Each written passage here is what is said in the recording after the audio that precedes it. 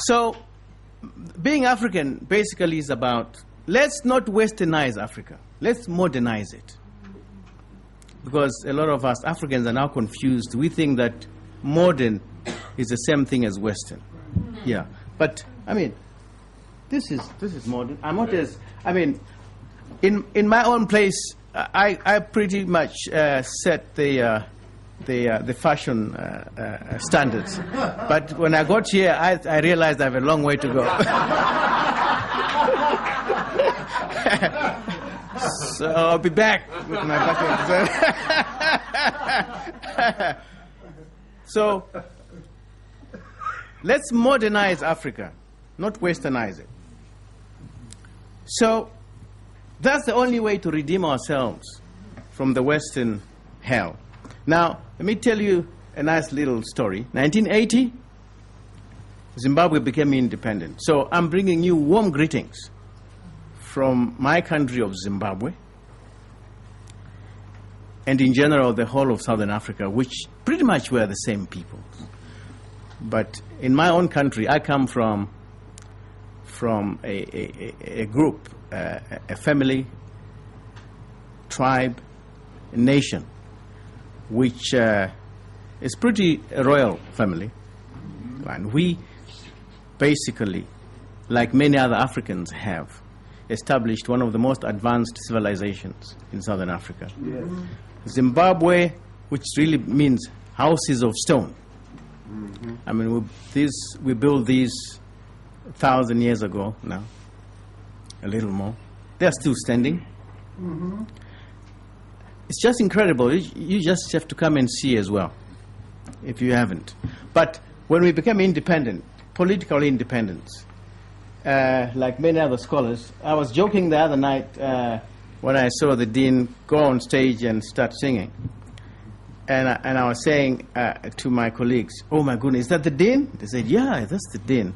So I say, "Well, I hope he doesn't embarrass me as another dean." You see, because in my country the saying goes, and I told him afterwards, "Old deans never die; they just lose their faculties."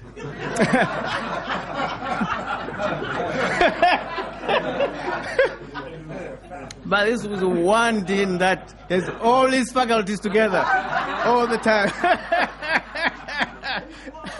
And more. So I sit over there in Zimbabwe at independence with other professors and deans, and we're telling nice independence jokes. And the one that always stands out for me, and I was reminded of it, and I thought I should tell you this one.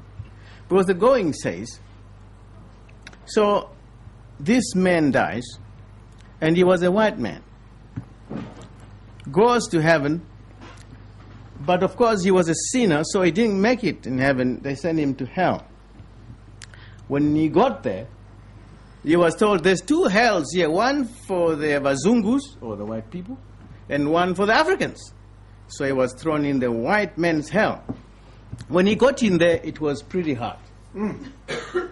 The white man's hell was very well and efficiently run. The temperatures were pretty high, 600-700 degrees, blue flame. So this man thought, let me go and have a look at the African hell. So he walked over to the boundary, looked across at the African hell, and there was no fire. The Africans were having a good time. Chatting, laughing, playing music. So he said, no man, this is not right. So he calls over, say, hey boy, come over here. So the African man walks over to the fence, and the white man says, what's wrong with your hell here, man? I mean, this is not the way you run hell. This is how you do it. What's the matter with you over there? So the African looks at him and, you know what it is like. You know what you white people have always said?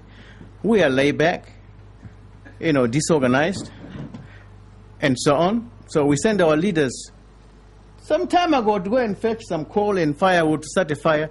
They're not back.